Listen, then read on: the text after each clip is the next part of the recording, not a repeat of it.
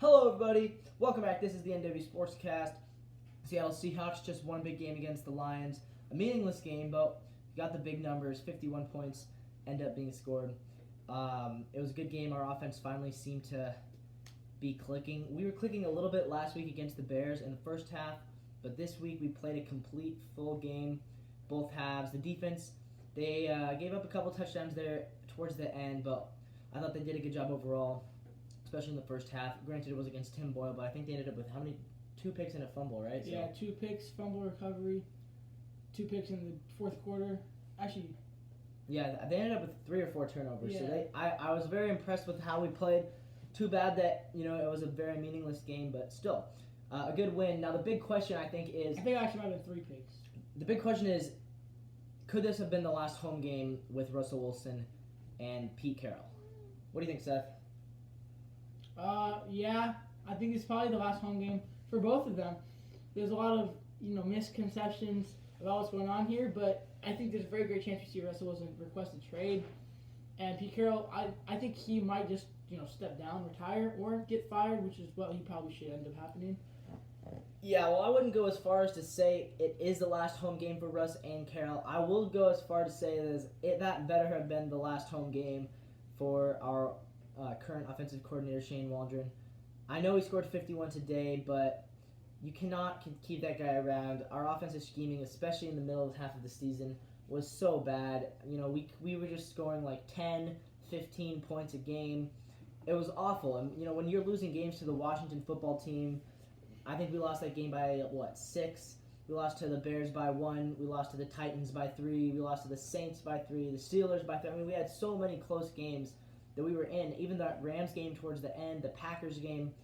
And our offense was the reason why we lost so many of those close games. It was an experiment. We tried to bring in someone from, the dynamic Rams offense, but I think bringing in a wide receiver coach doesn't do you that much to be an offensive coordinator because, he's out there to help the wide receivers with their hands and run their routes, not to run an offense. So I don't know what that hiring was really based for him.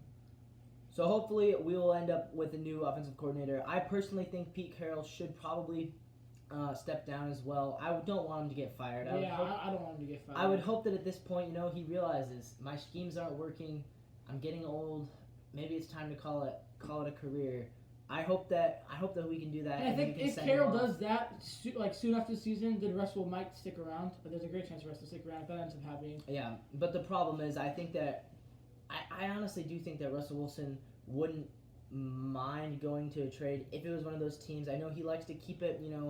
He likes to always say he wants to stay in Seattle, but I think there has been rumors, and I think there's been rumors for so long now that you have to give a little bit of credibility to those. Yeah, I'd agree with that.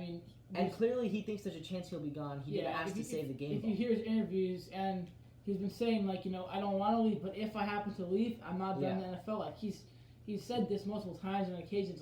This guy he kind of want, it seems like he wants out, maybe, but it's not like we're saying for sure he's gone. But yeah, like you said, after the game went up, got the game ball from the ref, so that's another sign there. He might want to friend this ball. Yeah, it could have been his final home ball in Seattle. Hopefully not. The hope is that we keep Russ, get a new offensive coordinator, maybe a new head coach, get some better players for the defensive line and the offensive line, come back next year ready to compete. But who knows what will happen. We may be heading towards a rebuild. Now, on the topic of running back, Seth, what do you think about Rashad Penny's performance today? Yeah, I think Rashad Penny's been playing amazing football. That's 4 games this year over 100 yards. He's showing us that he is capable of being the number 1 back on this team. And I think after watching him today, he runs hard. Rashad Penny, he reminds me of Carson when he runs, but he hits his holes. He will squeeze through a hole. He's a big dude. He's 5'11", 220. Carson, a little bit bigger. He's 230, and he's 6'2" or something like that. But not 6'2", he's 6 feet, 6'1". But Penny is a big back that is fast. He hits his holes very well. He runs very hard with the football. And he breaks a lot of big plays. His shorter runs don't get through that much. He's not a 4-yard type run guy. He'll go out there and get you 2 maybe, but then he'll break 4 20-yard runs a game. And he's showing us why he can be a number 1 back in the league.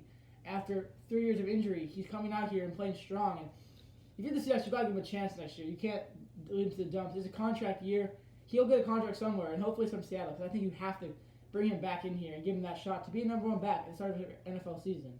No, I would agree that we need to bring him back, but I do think that we need to get a better running back to supplant that because I feel like his injury risk is too high. Where are you getting this better running back from? Free agency. What free agent running backs are that much sustainably better than Rashad Penny for the price you're getting for? I'm sure there are.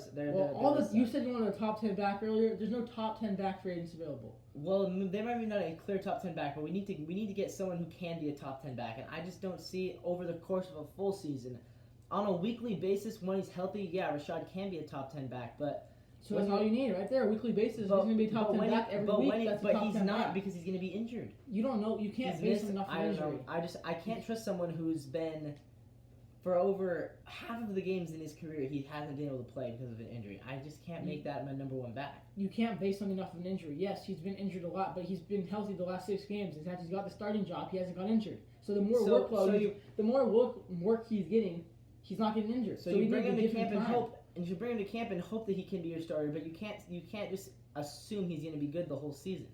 Why can't you assume that? Because he's only been good for like 6 games in his career. And where are you going to pull out a top 10 back from? You're not. You're not going to. Well, but you can find someone better than him. I think. You want for the price you can go into. He's going to be. I would pay like maybe $10 million for a back, and I would pay Penny maybe $6 or $7 million. Yeah, you're not going to find these elite backers that get from the free agent market because the free agent market is pretty dry. I think you can find something better than him though. Yeah, you want to bring in an old veteran like Mike Davis? Yeah, you can do that. No, That's you fine. can find someone better than Mike Davis too. Just all the backs that you have in mind are not leaving their teams. Unless you want to trade for an elite running back. And maybe that is what we have to do if we're going to be a running team. That might be where we have to go. That might be the direction we have to go through because I don't know about Chris Carson's future. Carson will be back next year. They've been saying that. We can hope that he'll be back, but again, who knows with Carson's situation. Hopefully we can bring back Carson again, but if we can have that duo, Carson and Penny, and then hope that they're both not injured at the same time. Yeah. I like Penny much more than I like Carson. If they're both healthy going into the season at that point, then you probably don't need to sign a good back. If they're both healthy, your focus needs to be on getting young offensive line players who are actually good. That's the focus now. And if they're both healthy, you have to give the start to Penny because you saw what he did in the last 5 games of the season. Carson hasn't played in 7 games. Yeah, no, if it's between Penny and Carson, I would take Penny over Carson right now. Yes. Penny's younger, and I think Penny does actually have more upside, and I've been saying it for 2 or 3 years now, ever since he had that one breakout game in his second season, but unfortunately every time he gets healthy he gets injured again. So hopefully it doesn't happen anymore. Well, I think with that, successful game. One more game to go next week against the Cardinals. Hopefully we can pull out that upset, make the Cardinals go play the Cowboys again. If the Cardinals win, there's a chance they win the division. If not, if we beat them, we give it to the Rams. Yeah, hopefully we can pull off that upset, give Russ and Pete Carroll one last win, and then hopefully, we'll see how the offseason plays out. But we'll have more coverage coming you guys' way. This has been the NW Sportscast. Thanks for watching.